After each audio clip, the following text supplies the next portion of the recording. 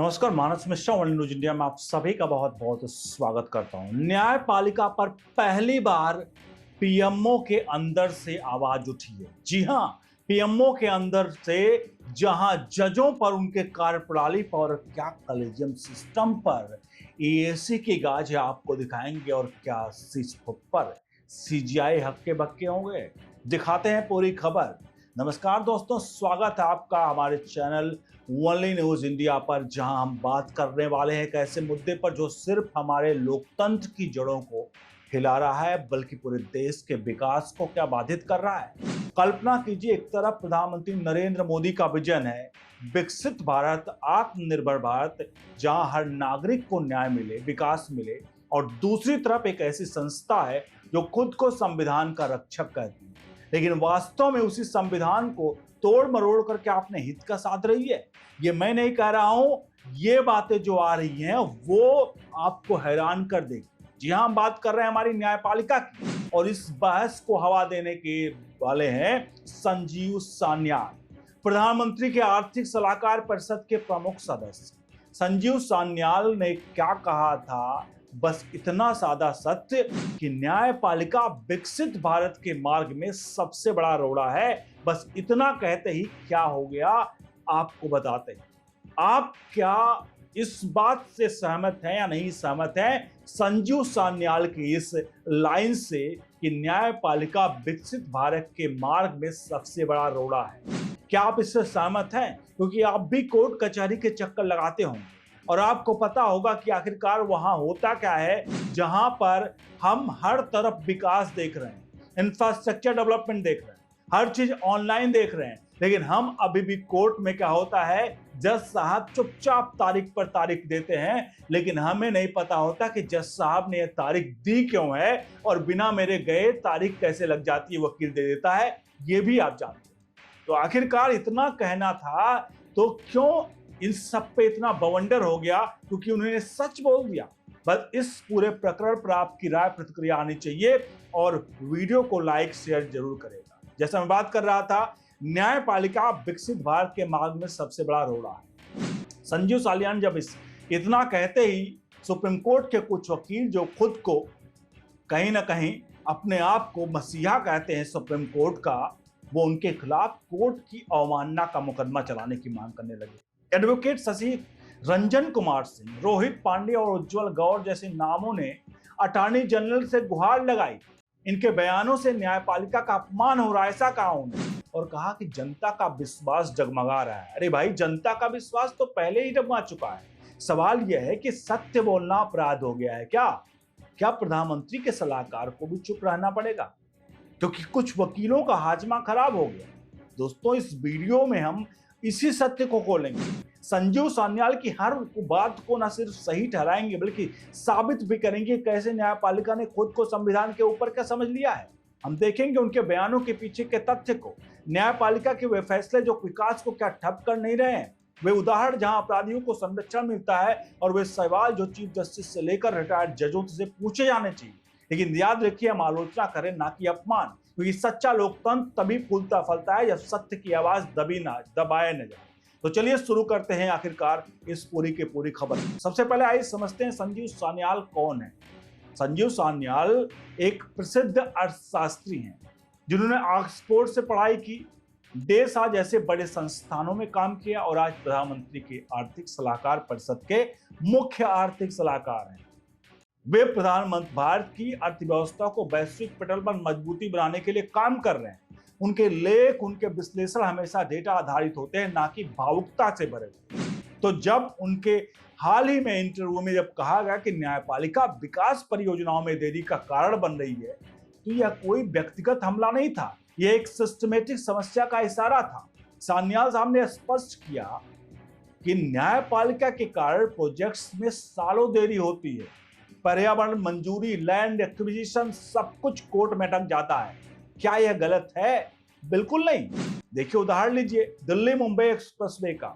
यह प्रोजेक्ट 2018 में शुरू हुआ, लेकिन सुप्रीम कोर्ट और हाई कोर्ट के मामलों की वजह से आज तक पूरी तरह से ये पूरा नहीं हो सका। लाखों करोड़ का नुकसान, रोजगार का अवसर गायब। या फिर अरावली हाईवे की बात करें तो पर्यावरण के नाम पर कोर्ट ने रोक लगाई। सान्याल सही कहते हैं क्योंकि विश्व बैंक की रिपोर्ट्स भी यही कहती है कि भारत में जुडिशरी डिले के कारण जीडीपी ग्रोथ जो है वो 1 से 2% कम हो जाती है। वकील साहब सत्य को अमानना कैसे कहेंगे? अब आते हैं उन वकीलों पर जिन्होंने अटॉर्नी जनरल को पत्र लिख दिया। एडवोकेट संजीव रंजन कुमार सिंह, रोहित पांडे और उज्जवल गौर, ये नाम आपको कुछ और याद दिलाते हैं। ये वही लोग हैं जो सुप्रीम कोर्ट में बार बार सरकार के खिलाफ खड़े होते हैं, लेकिन जब बात अपराधियों की आती है तो चुप्पी साध दो। उन्होंने सान्याल के बयान पर ऐतराज जताया कि न्यायपालिका 2 महीने की छुट्टियां लेती है और माय लॉर्ड जैसे विशिष्ट शब्दावली का इस्तेमाल करती है। सान्याल के सवाल किया क्या अस्पतालों में या पुलिस में जो 2 महीने की छुट्टियां हो सकती हैं? सही है सवाल की नहीं सही आप बताइए। कल्पना कीजिए गर्मी की छुट्टियां, दिवाली का ब्रेक, विंटर वेकेशन, कुल मिलाकर 100 दिन से ज्यादा छुट्टी। इस दौरान केस पेंडिंग रखते हैं। लाखों लोग न्याय के इंतजार में तड़पते हैं। सुप्रीम कोर्ट में 7 करोड़ से ज्यादा केस पेंडिंग है। यह आंकड़ा लोअर कोर्ट का है, लेकिन सुप्रीम कोर्ट में भी लाखों सान्याल की बात कहीं ना कहीं बात करें, सुप्रीम कोर्ट में भी ऐसे केस लाखों हैं। सान्याल की बात 100% सही है और माय लॉर्ड यह तो कहीं ना कहीं औपनिवेशिक कॉल की निशानी है। स्वतंत्र भारत में जजों को सर या आप कहना ज्यादा सम्मानजनक होता, लेकिन नहीं, यह परंपराएं बरकरार हैं क्योंकि ये पावर को बनाए रखती हैं। वकीलों का पत्र पढ़े हुए कहते हैं इससे जनता का विश्वास कम होगा। अरे विश्वास तो पहले शून्य हो चुका है। अब देखिए कुछ दिन पहले ही सुप्रीम कोर्ट से रिटायर हुए जस्टिस अभय ओका ने क्या कहा। उनका कहना था कि हर सरकार दमन करती है, मौलिक अधिकार खतरे में है। चीफ जस्टिस डीवाई चंद्रचूड़ जिन्होंने अब गवई रिप्लेस किया है, उन्होंने कहा कि न्यायपालिका संविधान और जनता के बीच का पुल है। सुनने में अच्छा लगता है, लेकिन हकीकत क्या है? अगर मौलिक अधिकारों पर हमला हो रहा है तो जस्टिस ओका रिटायर होने के बाद खुलकर बोलते क्यों हैं? कुर्सी पर रहते हैं तो चुप थे। और चीफ जस्टिस की यह पुल वाली बात, क्या ये पुल एक तरफा है जनता से संविधान की ओर या संविधान से कुछ चुनिंदा लोगों की ओर? उदाहरण के लिए रोहिंग्या और बांग्लादेशी घुसपैठियों का सुप्रीम कोर्ट ने डिपोर्ट ना करने का आदेश दिया। क्यों? क्योंकि मानवाधिकार के नाम पर। लेकिन वही कोर्ट एक 33 साल से अमेरिका में बसे महिला को डिपोर्ट करने का आदेश दे देता। क्या यह दोहरा मापदंड नहीं है? देश में बांग्लादेशी, रोहिंग्या, पाकिस्तानी बढ़ रहे हैं, सुरक्षा खतरे में है, लेकिन कोर्ट कहता है वापस बुलाओ। सान्याल सही कहते हैं विकास में रोड़ा है क्योंकि संसाधन अवैध घुसपैठियों पर खर्च हो रहे हैं जो नागरिकों के लिए कम हो रहे हैं। और हिंदू देवी देवताओं का मजाक। चीफ जस्टिस ऑफ इंडिया जो डीवाई चंद्रचूड़ सबरीमाला केस में क्या कहा कि भगवान सबके हैं लेकिन अल्पसंख्यक समुदायों के पक्ष में फैसले तुरंत आ जाते हैं। ट्रिपल तलाक पर रोक लगी, अच्छा है, लेकिन हिंदू मंदिरों का ट्रस्ट कब्जा कब खुलेगा? यह पुल संविधान का है या पक्षपात का? सान्याल ने कभी ऐसा व्यक्तिगत हमला नहीं किया, लेकिन उनकी बात सिस्टम पर है। न्यायपालिका विकास रोकती है। अब आते हैं अपराधियों के संरक्षण देने के मुद्दे पर। सुप्रीम कोर्ट ने लालू यादव को 32 साल की सजा के बावजूद जमानत दे दी। चारा घोटाले में साबित अपराधी, लेकिन कोर्ट ने कहा स्वास्थ्य के आधार पर। भाई स्वास्थ्य तो हर अपराधी का बहाना होता है ना। इसी तरह बिल्किस बानो केस में दोषियों को रिहा करने का आदेश फिर उल्टना। लेकिन नाबालिग बलात्कार के मामलों में क्या हो रहा है? कोर्ट कहता है every Sinner has a future, यानी हर पापी का भविष्य है। सुनने में दार्शनिक लगता है, लेकिन हकीकत में यह अपराध को बढ़ावा दे रहा है। एनसीआरबी के आंकड़े के मुताबिक 2023 के खिलाफ है बलात्कार के केस 20% बढ़े। क्यों? क्योंकि अपराधी जानते हैं कोर्ट से छूट मिल जाएगी। सान्याल ने कभी अपराधियों की बात नहीं की, लेकिन उनकी मूल बात सही है। न्यायपालिका विकास में रोड़ा, क्योंकि जब अपराधी सजा से बच जाते हैं तो समाज असुरक्षित होता है, निवेशक भागते हैं, अर्थव्यवस्था ठप होती है। लालू जैसे नेता को छोड़ना मतलब भ्रष्टाचार को वैधता देना। और कोर्ट ईडी को बदमाश कहता है। ईडी ने चारा घोटाले का पर्दाफाश किया, लेकिन कोर्ट ईडी को ही निशाना बनाता है। यह दोहरापन क्यों? दोस्तों, अब सबसे पहले बड़ा मुद्दा कॉलेजियम सिस्टम। सुप्रीम कोर्ट ने खुद 1993 में supreme court advocates on record association case में कॉलेजियम थोप दिया। संविधान में इसका कहीं जिक्र नहीं। संसद ने कभी पास नहीं किया, फिर भी जज खुद जज चुनने लगे। ये लोकतंत्र है क्या जजों का राज? सान्याल सही कहते हैं, ये तानाशाही है। राष्ट्रपति को भी कोर्ट आदेश देता है, जैसे एनजेसी केस में एनजेसी को रद्द किया गया जो संसद ने पास किया। क्यों? क्योंकि पावर हाथ से निकल ना जाए। इस सिस्टम की वजह से क्या हो रहा है? पारदर्शिता शून्य है। जजों की नियुक्तियों में भाई भतीजावाद के आरोप लगते हैं। उदाहरण लीजिए जस्टिस खन्ना का केस। परिवार से जुड़े या फिर जस्टिस लोया की मौत का रहस्य? सवाल उठते हैं, लेकिन जवाब कौन देगा? कॉलेजियम ने सान्याल की बात यही उतरती है। अगर बात करें तो यह सिस्टम विकास को रोकता है, क्योंकि न्याय निष्पक्ष नहीं लगता है। जनता का विश्वास की बात करें तो 2024 के सर्वे में 40% से कम लोग कोर्ट पर भरोसा करते हैं। अब विस्तार से देखिए कैसे विकास परियोजनाओं पर कैंची लगाई जाती है। हाइड्रो प्रोजेक्ट्स की बात करें तो अरुणाचल प्रदेश में कोर्ट ने पर्यावरण के नाम पर रोक लगाई। नतीजा, ऊर्जा संकट, जॉब्स गायब है, या फिर मेट्रो प्रोजेक्ट्स दिल्ली में कई स्टेशनों से सालों से अटके हुए। सुप्रीम कोर्ट का पीआईएल कर्ज, कोई भी पीआईएल दाखिल कर देता है और प्रोजेक्ट रुक जाते हैं। सान्याल ने कहा कि हर बड़ा प्रोजेक्ट कोर्ट में अटकता है। सही है। नीति आयोग की रिपोर्ट कहती कि 70% इंफ्रास्ट्रक्चर प्रोजेक्ट्स में जुडिशियल डिले है। और छुट्टियों का मुद्दा, सुप्रीम कोर्ट की 103 दिनों की छुट्टियां, इस दौरान वर्चुअल हियरिंग, हाँ, लेकिन प्रभावी नहीं। पुलिस में ट्रांसफर के दौरान ड्यूटी लगती है, लेकिन कोर्ट में नहीं। सान्याल का सवाल जायज है क्या? जीवन रक्षा नहीं, देरी से कितने लोग मर जाते हैं? जस्टिस अभय ओबा की बात पर लौटते हैं। रिटायरमेंट के बाद बोलना आसान है, कुर्सी पर रहते चुप्पी, मौलिक अधिकार खतरे में। तो सुप्रीम कोर्ट ने सीए पर रोक क्यों नहीं लगाई? अगर मुसलमानों के अधिकार खतरे में, या किसान आंदोलन पर हिंसा पर चुप क्यों रहे? यह चयनात्मक न्याय है।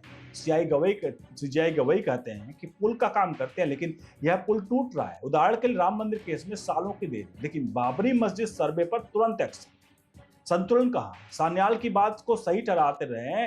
कहें तो न्यायपालिका ने खुद को असीमित शक्ति दे ली है। पीआईएल के नाम पर, अवमानना के नाम पर, अवमानना का कानून का दुरुपयोग, पत्रकारों एक्टिविस्ट को डराया जाता, लेकिन सान्याल जैसे सलाहकार को क्या निशाना बनाया जा रहा है? क्योंकि वे सत्ता के करीब है।